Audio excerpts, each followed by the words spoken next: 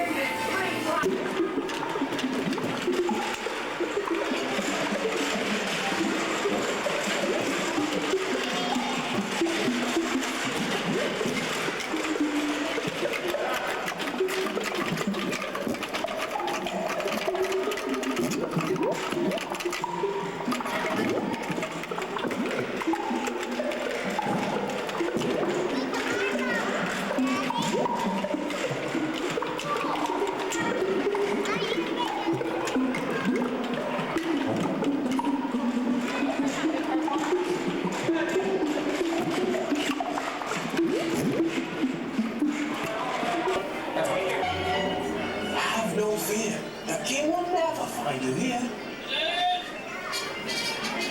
What's going on here?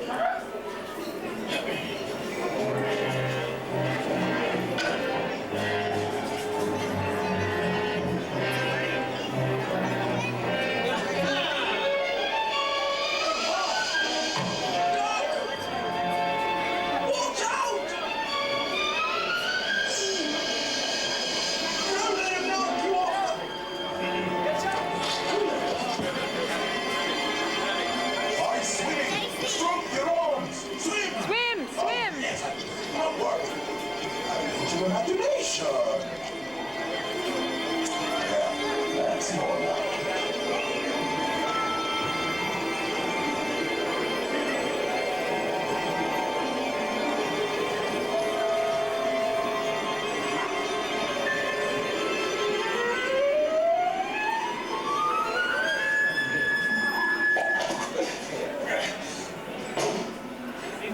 Got away.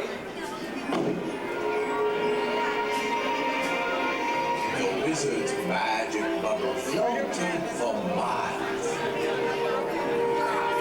until brought our marine travelers home, where they lived happily ever after. Well, how do you like the story? I must say I thought your acting was simply splendid. I do hope you'll return. That is a riot.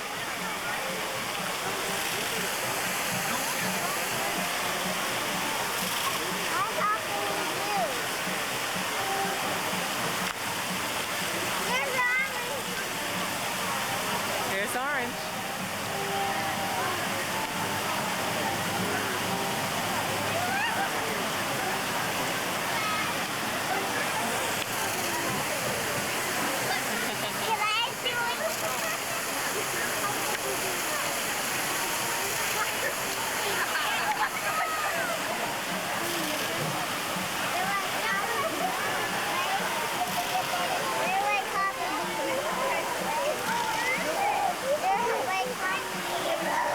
Oh, brother.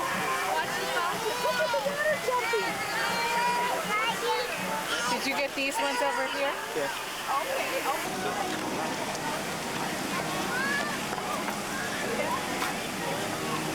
Okay.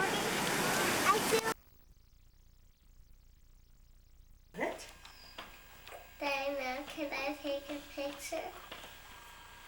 But I can take a picture, Diana. You take a picture with the other camera. Okay. I Hmm? will get it. I will get it. There you go. You're too busy watching Joe, aren't you?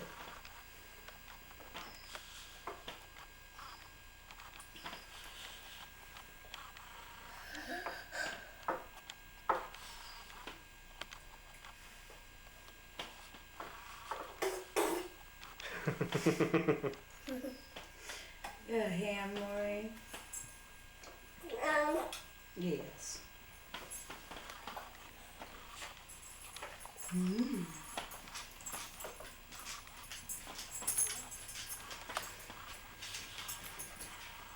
Here you go.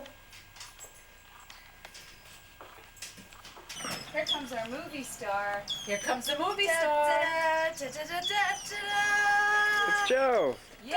Joey Lavin Show, starring Joey Lavin. Jane Metzler as his ugly sister. As the fairy As godmother. the fairy godmother, yes. I'll grant you a wish. And Maureen as Bobo. and Rosemary as Tootsie. Hello. Hi, And this, And we're ready for today's show. which is Jay, so the fairy interesting. godmother, will give you the plot. Yes. And you can decide whether or not you want to tune Today, in or tune We're out. going to go pick up that brown piece of plastic. Can they make it? Ooh, the weather is nasty. Stay tuned after this commercial.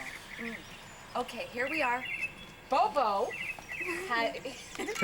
has by dayline drums, which she likes a lot. The blue stopper is especially delicious. Right, Bobo? Bobo is not interested in whether we pick up the brown plastic. But we have! Yay! Should Bobo be interested? Bobo? Are you interested? No. Bobo wants to hit her aunt. But Rosemary told him to ask Here's Bobo. Oh, Bobo. I know. Okay, Bobo, get your face on. Okay. Here you go, Bobo. Oh, this is so bad. We are. Karen, we've renamed your child Bobo. For the And Grandma's dog. I get a new dog. And Joey Lavin as the beaver.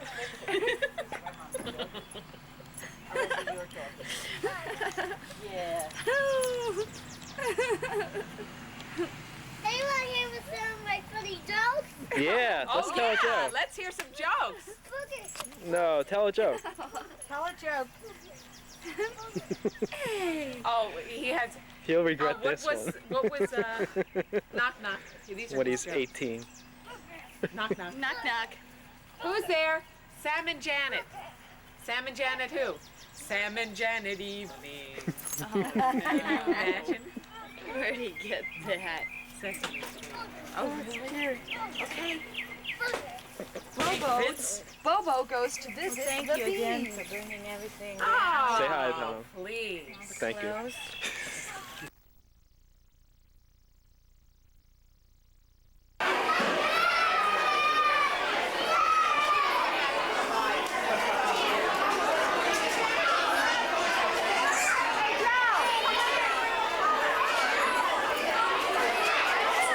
Yell at him like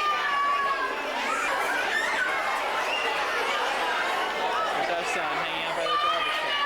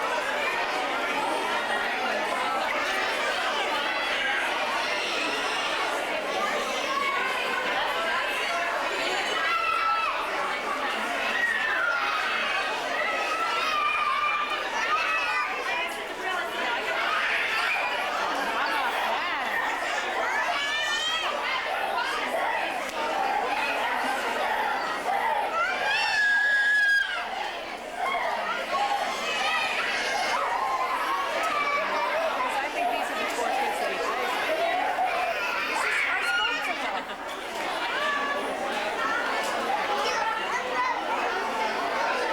Let's see the dinosaurs on film. Brian, can you do a dinosaur so we can take a picture?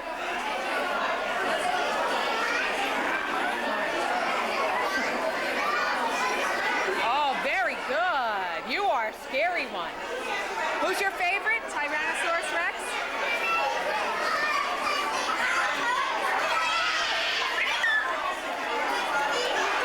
John? So we can all have four dinosaurs here? Make a dinosaur face. Very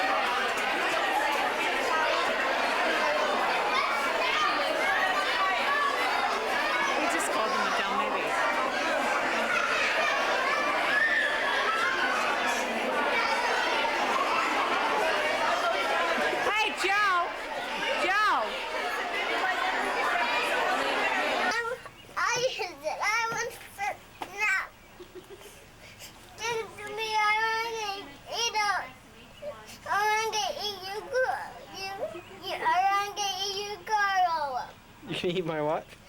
You Acura. Oh, look. Okay, go eat my Acura.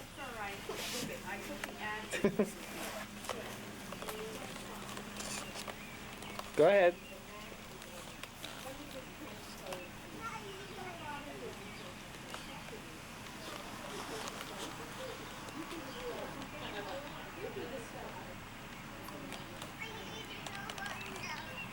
I think it's still there.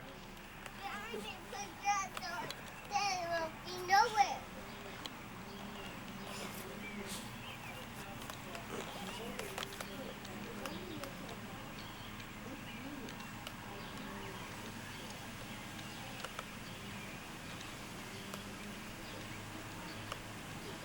Joe, don't do that.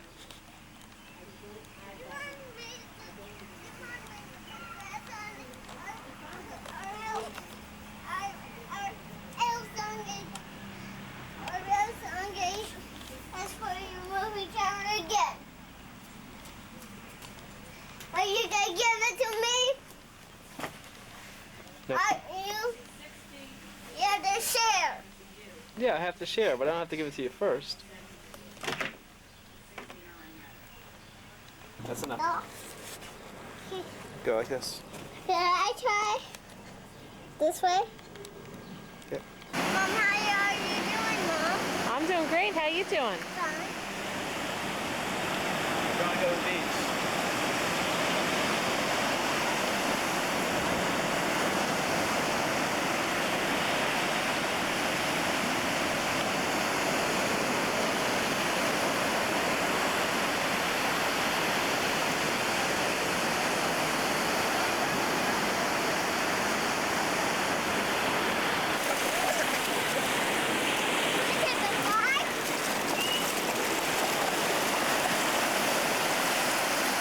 Wow, wee!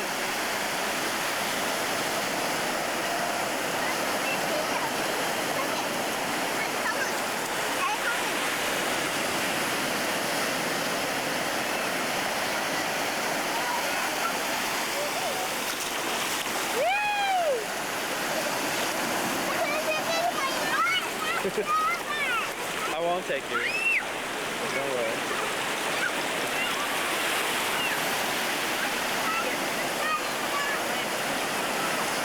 Oh no, go ahead, please.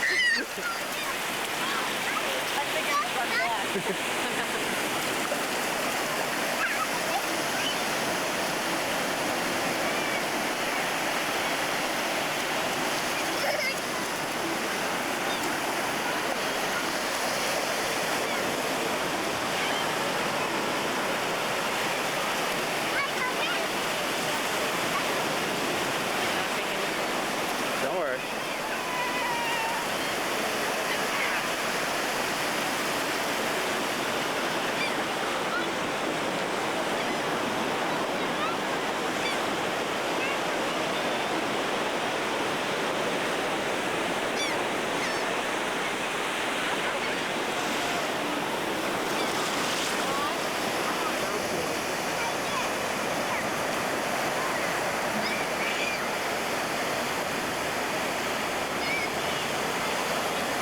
Michael and Sean will be down there July 15th and 23rd.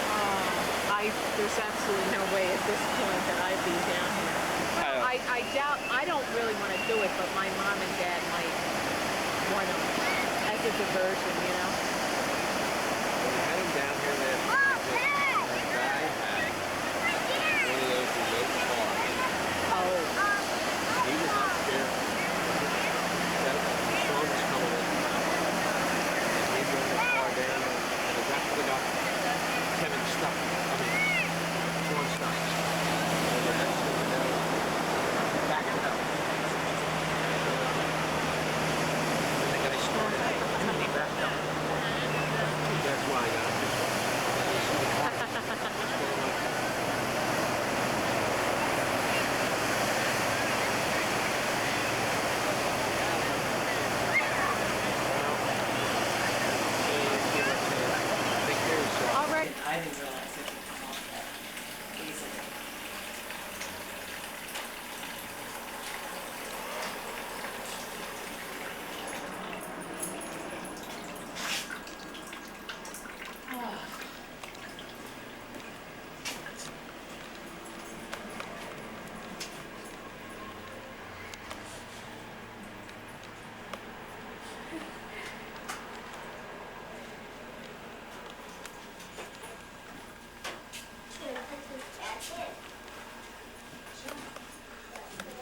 Leave it, I would just leave it.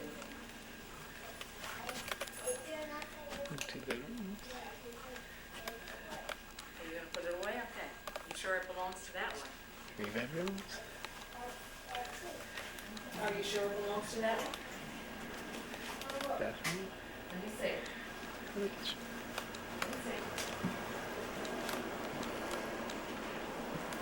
Biggest field what we bought. And there's the What ones porch is inside. that?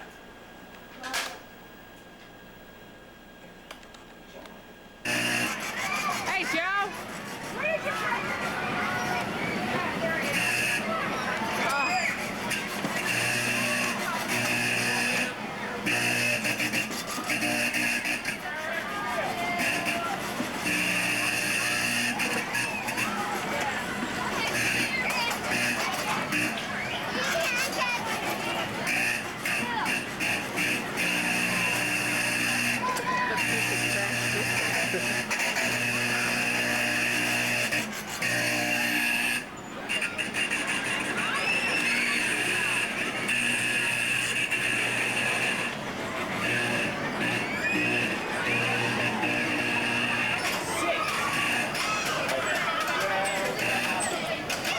Our first bumper car experience. All right, Joe, they're gonna start it. Mario 11. Press the pedal, Mike. All right, Joe. Press the pedal. Boom. Keep touching. Oh, God. Turn it, Joe. You push the pedal and turn it, honey.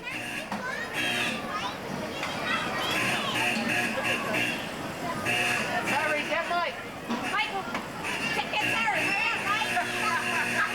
Kristen, get Terry. Go ahead, Joe. Hurry up, Chris. There he is, over to the wall. Go get these guys, Joe. Whoa! Go ahead, that's fun. Mike, go get Kristen. Get Terry.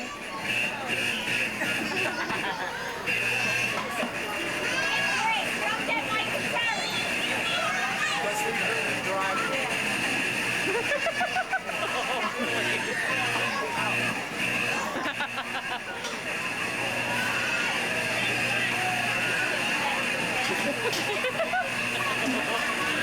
This is very funny.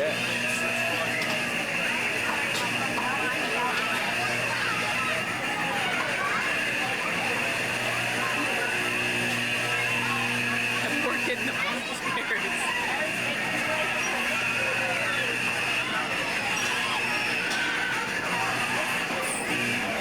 Good, Joe.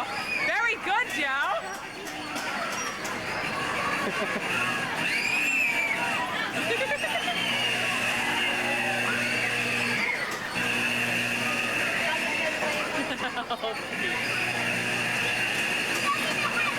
Joe, come here.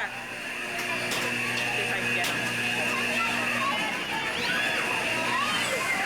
Press down on the pedal, Joe. I think it's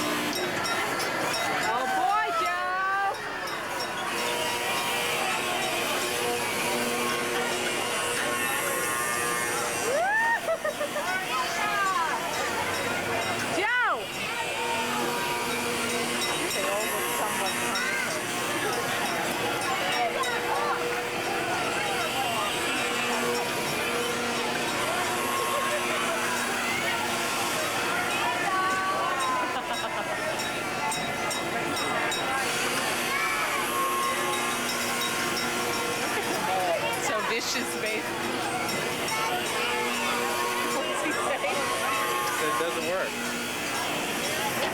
Woo! It worked. I hear it.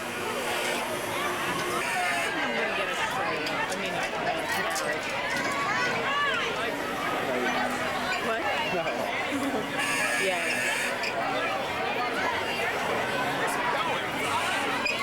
Say hi, Joe.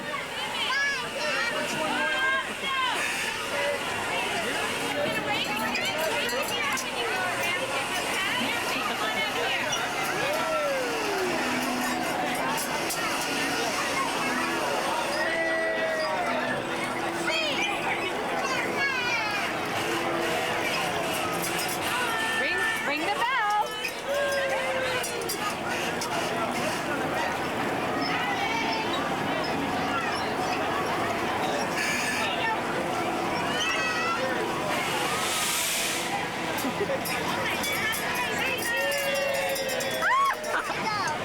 It'll go very soon.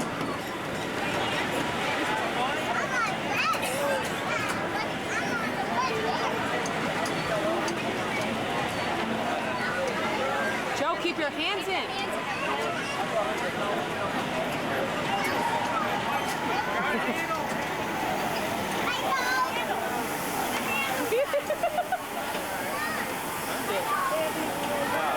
Hey, buddy. Hey, Joe.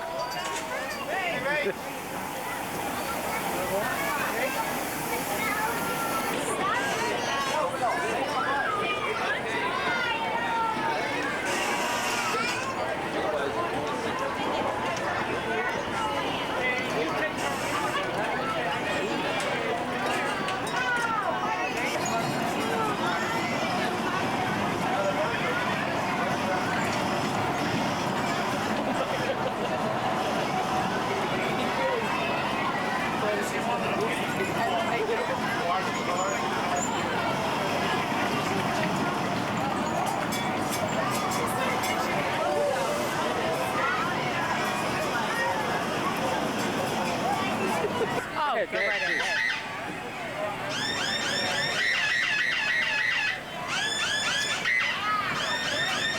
Oh, you're on number 11, Cal. Look at your special gun. You have special guns. Look at your windshield. You have a windshield.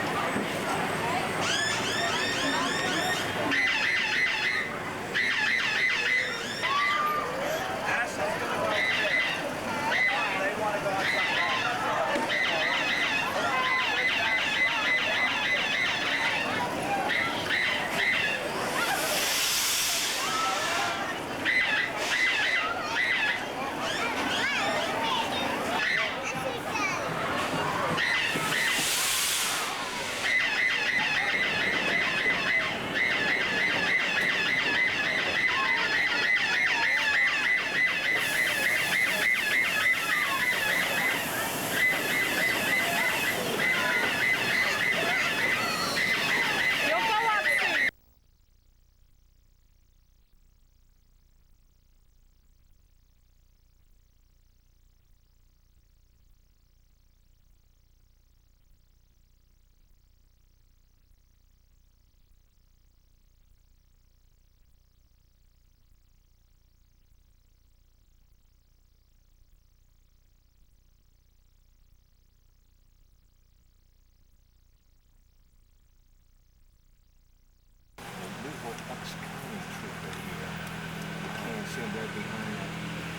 Oh yeah, everything.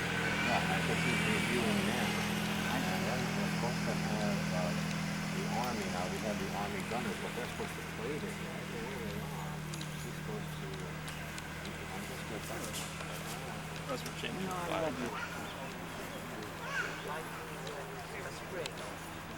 Why is he moving there? It's George Washington. George, go now.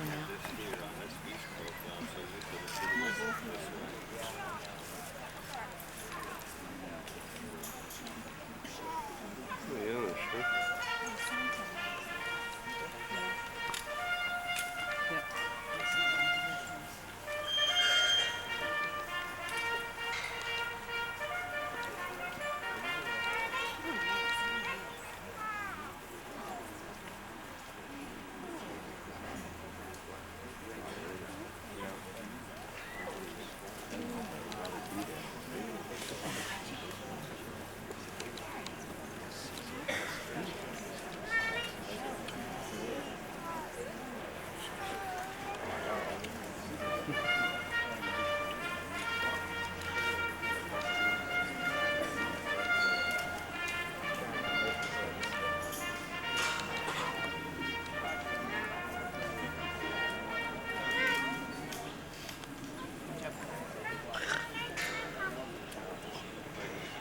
George or something. I did get George at some point. This could take me a few decades. This is going on so slowly. Get it up there.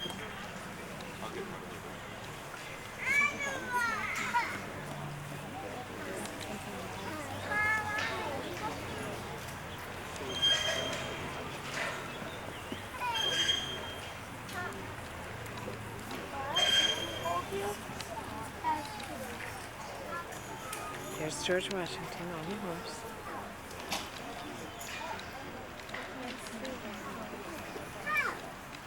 They have the little camera phone. Mm.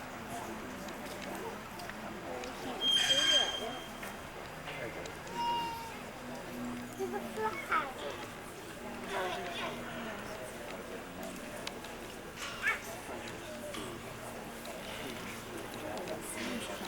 There it is at the top.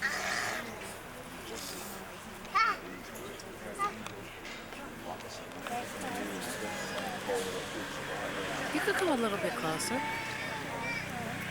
Honey, I'm not supposed to be butting in front of people. People let little children do it though. You could go up and see. Go up. Go ahead. You could go up further. That's a good boy. We'll watch you, don't worry.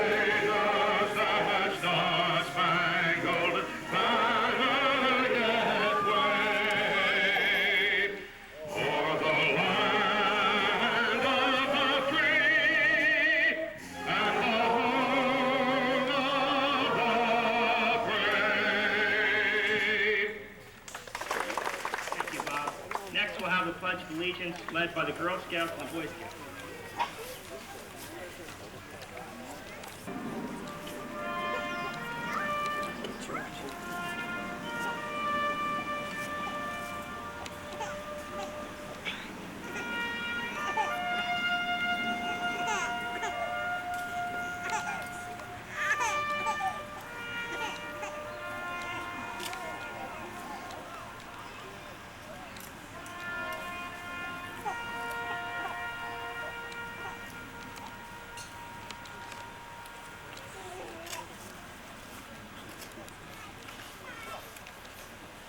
Next, we'll have the singing of God Bless America, again led by Bob and Leah. Join with me, everybody. Ready? God bless America. Land that I love. God bless America. My home, sweet home. God bless America. My home, sweet home.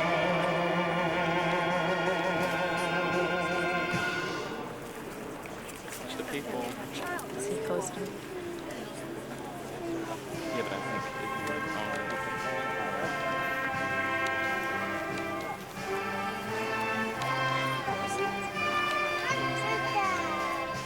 Oh, beautiful for spacious skies, for amber waves of grain, for purple mountains.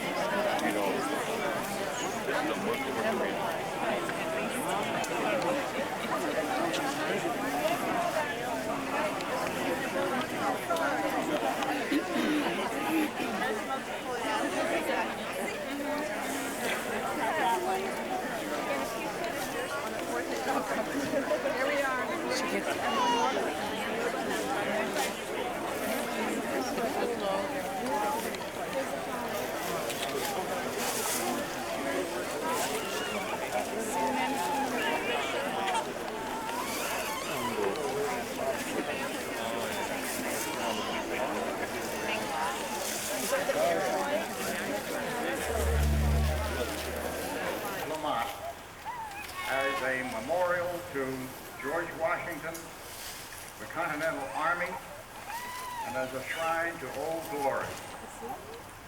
Today it is especially appropriate for us to rededicate ourselves to the same principles for the next 100 years. I'm sure Mr. Lamont would agree that we have followed his guidelines these past 100 years. They Now weren't to get hunters. on with the program, They were just I soldiers. first want to recognize They were just just, a few people they in didn't the fire real crowd. bullets. Our dear, faithful They were just military Glen. friends. Come here. On behalf of the governing body, a number of them are Stand present up today, here. Mr. Albano and Mr. DeCentio and Stand. Mr. Donaldson See that? in the audience. My pleasure to welcome you to this The man that's talking. fine In ceremony. Tennessee. We are indeed honored, of course, to have with us George Washington on his return visit to Bridgewater. And if I may, General, I would like to report to you on the status of where we are in our charge that you left us. Some things have changed. The township charter of April 4th, 1749, originally covered, as you are aware, Warren Township, Branchburg, Somerville, Bound Brook, and Raritan. They have left us, but we welcome them back at any time. Some things have stayed the same. The main artery of transportation that ran from New York to Philadelphia, the Old York Road, is still there, now running through the Bradley Gardens section of our township. A map drawn by your good friend Benjamin Morgan in 1776 shows the following roads that are still in existence in our township. Bosler Avenue, for which most of us came up today. Certainly a road in your honor, Washington Valley Road. Hillcrest Road, Stengel Road, Gilbride Road, Chimney Rock Road, King George's Road, and Foothill Road, not to leave out Steel Gap Road. Some things never change, and we're happy to report that as well. As the Revolutionary War approached, the area residents, of course, were divided in their loyalties, as you are aware. On June the 1st, in 1774, a meeting of the Committee of Correspondence took place in New Brunswick, and a letter was sent to the Boston Patriots stating that our committee is well disposed in the cause of American freedom. A gentleman by the name of Hendrick Fisher, a Bridgewater resident, signed that, representing Somerset County. Some things have never changed. Our desire and disposal toward freedom has not ended. And we let it be known loud and clear on this day that on this site, on this 100th anniversary, that our flag will always be honored and never desecrated. My congratulations to the Washington Campgrounds Association on this, your 100th birthday, and may it long continue. Thank you. That this place, this field, this vicinity is the real location of the campground. Mr. Rounder says he bought this farm in 1854 of Mr. Joseph Perrine, that he has lived on it in the same house ever since and is thoroughly familiar with all the details of this mountain. And on his farm were to be seen many heaps of, or knolls, which when dug into with pick and shovel, revealed the remains of chimneys consisting of brickbats and large and small stones. That they were in fact the remains of chimney backs, that in some of them the hearth, the sides, and depression in the middle of the fire could be seen. That their true character was greatly obscured by the wear of time and wash on this mountain, which had worn them down into the shapes that he found. Also that he cleared off more than 50 of such mounds and carted away over 200 loads of the larger stones for the foundations of homes in Bound Brook, among which are the residences now occupied in 1889, remember, by Mr. Perry, Mr. Fred Bendine Voorhees, Mr. Kilmer, the Roman Catholic Church, and the Priest House, and many other buildings. He says that he has plowed up at various times 200 bullets, several axes, a pick, a bayonet, flints, a leaden pipe, a leaden spoon, and part of a gun. Also that around the spot where this flagpole stands today, on which we raised the flag for the first time today, was a large circle of oak trees, and in this circle was a very large mound consisting of the same trees and of the same building materials as the others. In clearing up his farm, he cut down these trees and cleared away the mound. Mr. L.V.D. Shepherd and his brother also told me that they had often seen these piles of stones before they were cleared away from this ground by Mr. Rounder, and that they had always heard them spoken of as the remains of the soldiers' huts of 1777, 8, and 9. Also, they said that when they were boys, they often heard their grandfather, Elisha Shepherd, and Judge Jacob DeGroot talking together about this very encampment. And it was a matter of great complaint on the part of the judge, as he forcibly expressed himself that the soldiers of Washington's army had driven off his cattle and killed them for food, and cut down beautiful chestnut timber on 150 acres for their huts, and cleared away other timber for their fires. This land of Judge DeGroat joined this campground to the east, and having heavy timber, drew the campground to its vicinity on that account. I close this memorial of our first meeting here 1 century ago by pointing to that flagpole with the exact walking stick, dagger, that Judge DeGroat, my great-great-great-grandfather, used when addressing young Mr. L.V.D. Shepherd and his brother, trusting that the spirit of that communication and this walking stick will be present 100 years from now when our descendants hear this message on the 200th birthday of our beloved Washington Campground Association. Thank you.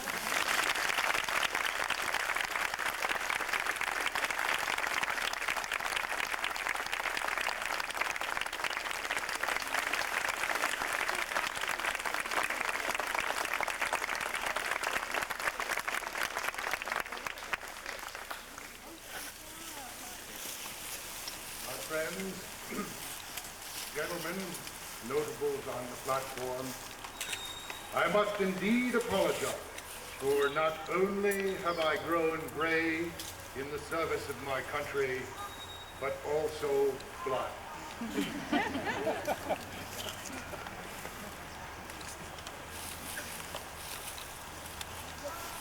You know, this morning as I rode up this hill, I looked around at these familiar surroundings, and I'm reminded of what my good friend General Knox said. You remember General Knox of the artillery? One day he said to me, "Sir, you are frustrating the British by using the Continental Army and New Jersey as a chessboard." And although, as you know, General Knox was a rather portly fellow, he was the best damn artilleryman in the country. And his mind was quick and agile, and he could clearly see that on these heights behind us, that we had deployed our troops in a manner that forced the enemy away from the inland routes. Those routes that they so dearly needed to supply their troops. And by establishing the positions right here on these heights, we were able to cut off their communication, and above all, we were able to take control of the countryside. This fortified position along these heights confined the enemy to the seacoast. Oh yes, now there were those among them, even in those days, gentlemen, who were not satisfied with my strategy.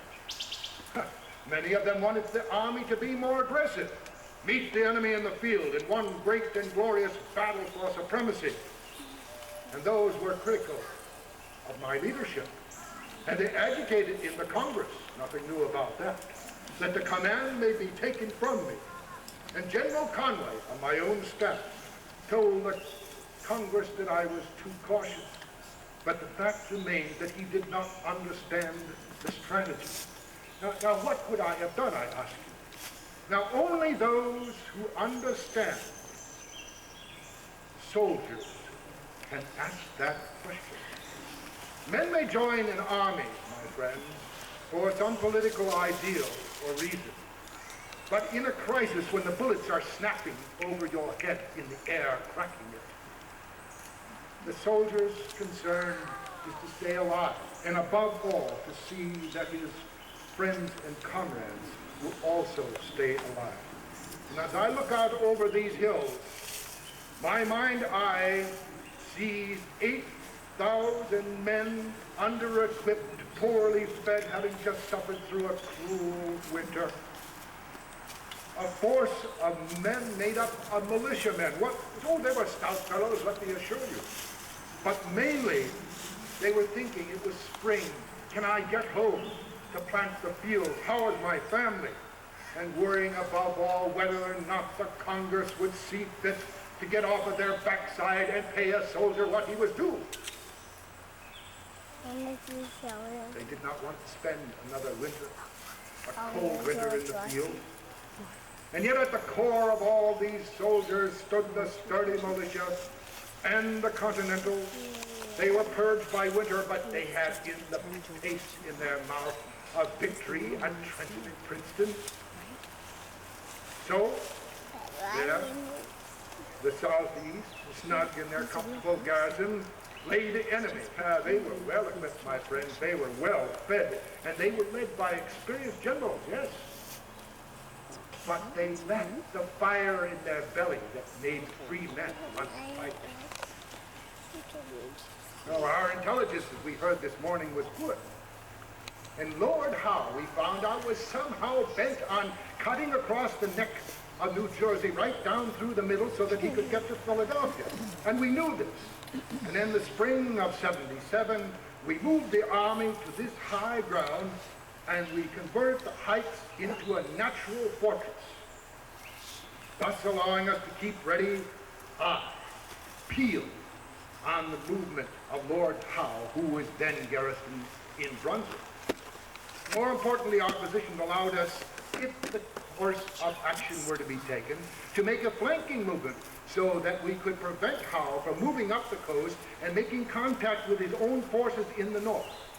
So we were very well positioned here on this ridge. In many ways, the position on the heights allowed us to contain the enemy without the risk of a major confrontation. Now, General Howe knew that, and he knew that if he made a full charge up this ridge, that the fire from the Continental Army would probably annihilate 60 to 70% of his forces, and he was not willing to take on that particular risk.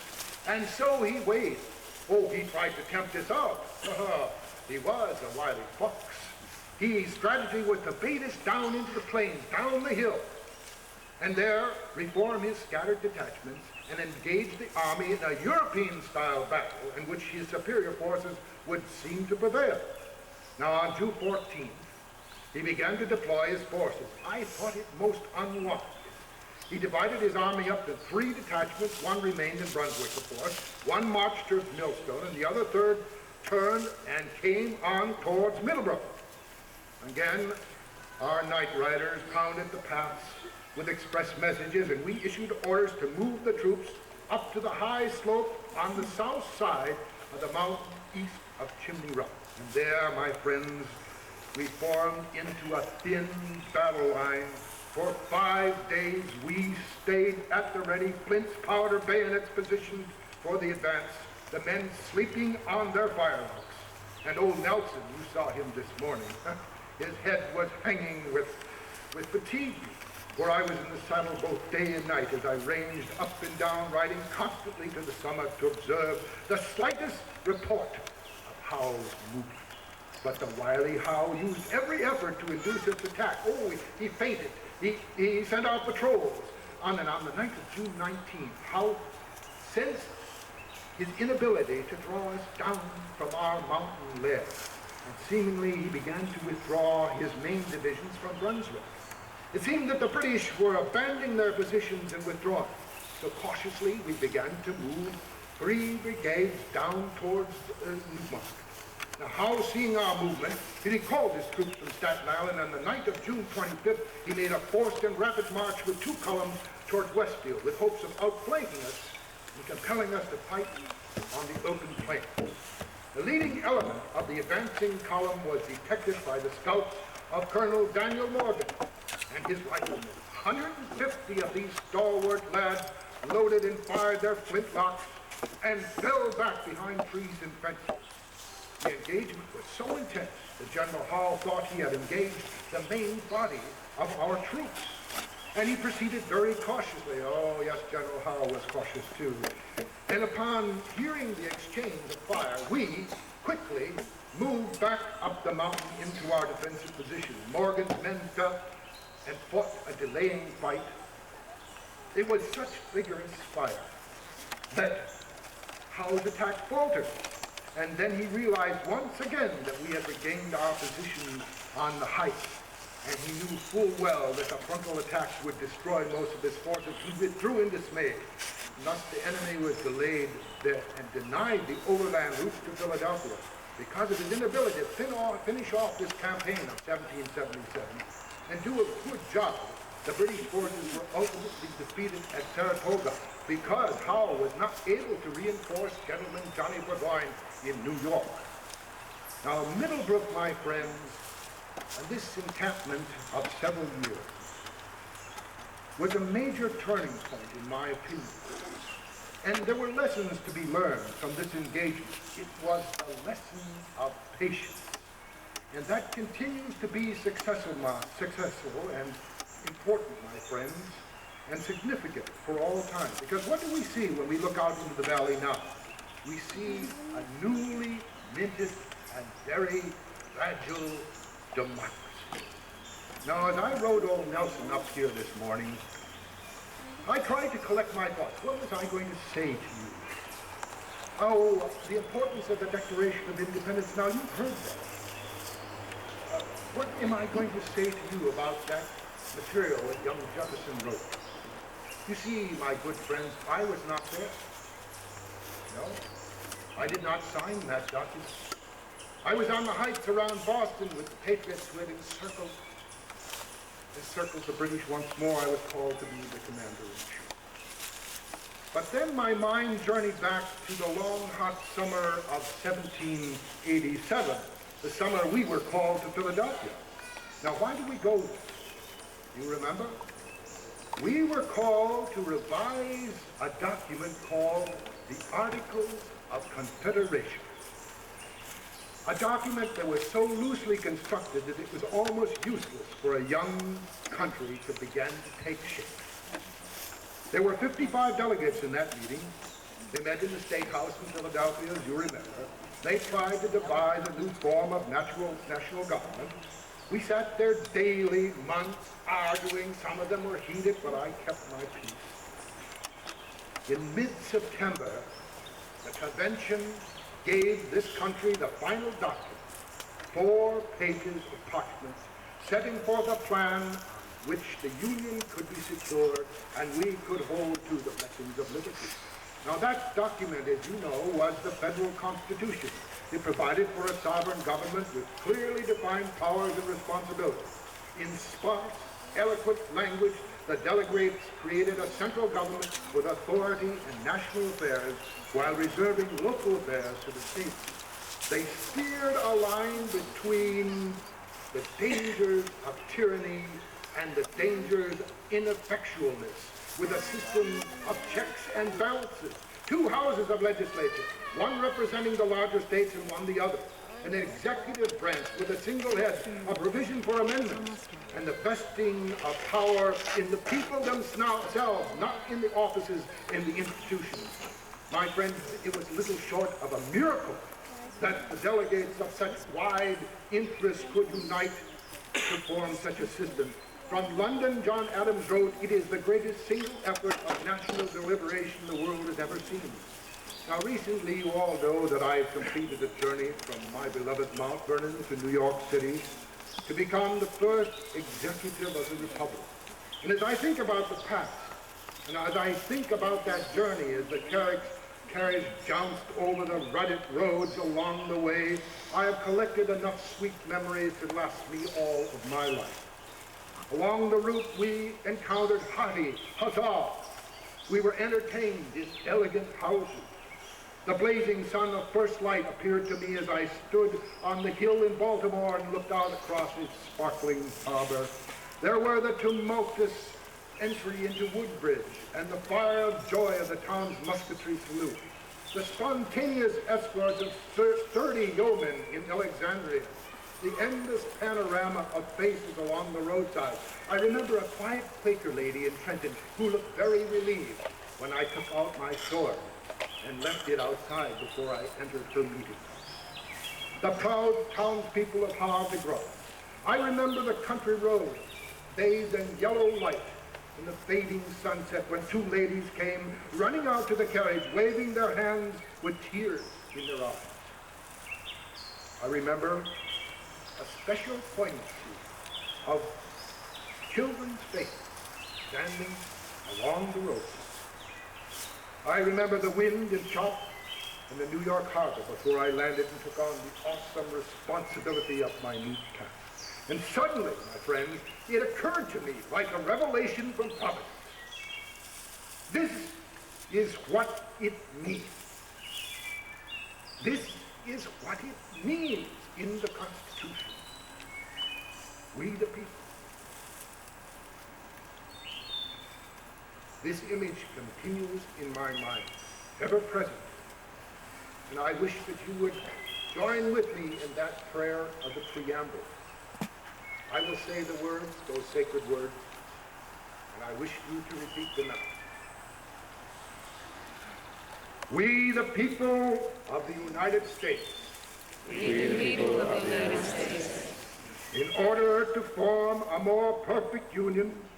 In order to form a more perfect union. Establish justice. Establish justice. Ensure domestic tranquility. Ensure domestic tranquility. Provide for the common defense. Provide for the common defense. Promote the general welfare. Promote the general welfare. And secure the blessings of liberty to ourselves and our posterity. Secure the blessings of liberty to ourselves and to our posterity. Do ordain and establish. Do ordain and establish. This Constitution for the United States of America. This Constitution for the United States of America. Join with me in 3 cheers for the Constitution. Hip, hip, hooray! Hip, hip, hooray! Hip, hip, hooray! May the spirit of the Washington campground continue as a leading, blazing light for all Americans to take their path.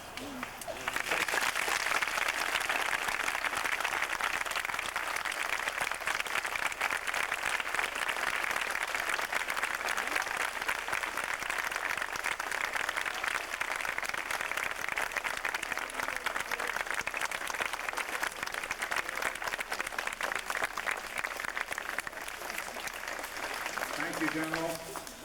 Kel Swan has a presentation. Say hi to everybody. This is Matthew. He just ate. Maybe you can open your eyes.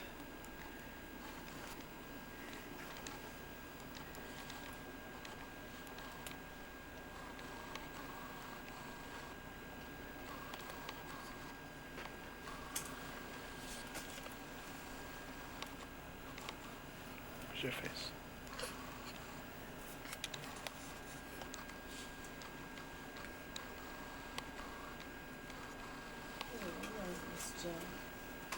What's the matter?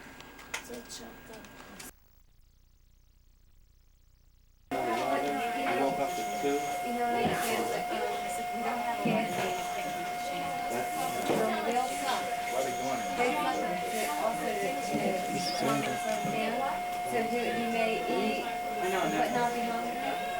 You know, he may just want to suck some of it on the side, then he might pacify or something, or maybe trying to burp on or it just make a dance.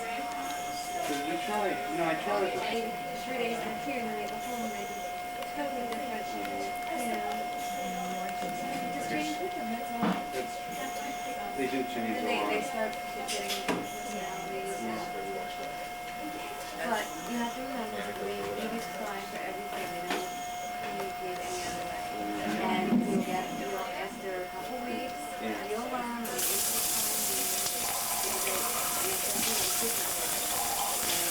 the time when he's hungry, you'll notice that he kicks his legs out, so they don't let him go away. He has a belly ache, so all the things that eat.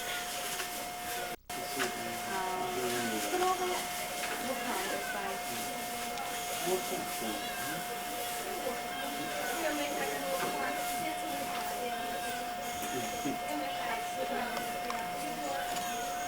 have any now? Not yet. Oh, really?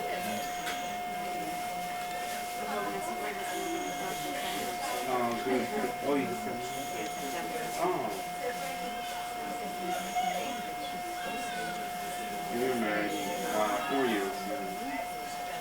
live where you decide to live in the beginning, but then you just get in the routine, you don't know what happens. Yeah. Seems like... That's cute. Say hi. Who, me? Joe. Hi, Joe. Here's Matthew. Say hi, Matt. Hi, Joe. Andrew. Say hi to your brother, Joe. Hello, Joe. I'm the big guy. I can't wait to come on and see you.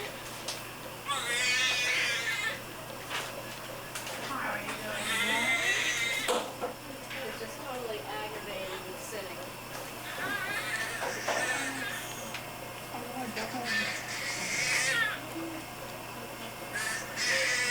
He pooped out after 20, but evidently he did pretty good this morning. So.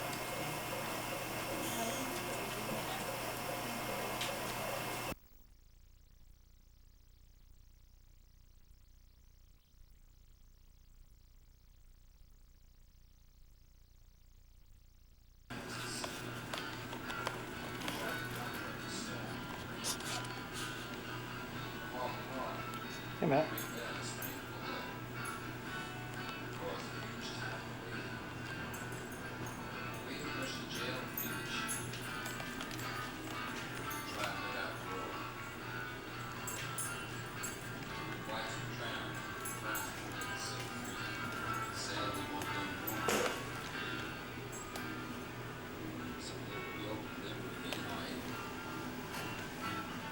Bazooka in his living room. Thinking he had the chief in his sights. Took the whale's brains out with a lead harpoon. Let's read Okay. Let's read American whale. Let's read American whale. Let's read American whale. An animal life is low on the totem pole. Life not worth more than a... Why is it the little camera flashing? Americans don't care too much for beauty. Battery's low. They'll shit in a river, dump battery acid in a stream. They'll watch dead rats wash up on the beach. Fitzy. They can't swim. Come here, They Fitz. say things are done for the majority. Don't believe half of what you see, none of what you hear. It's like what my beautiful...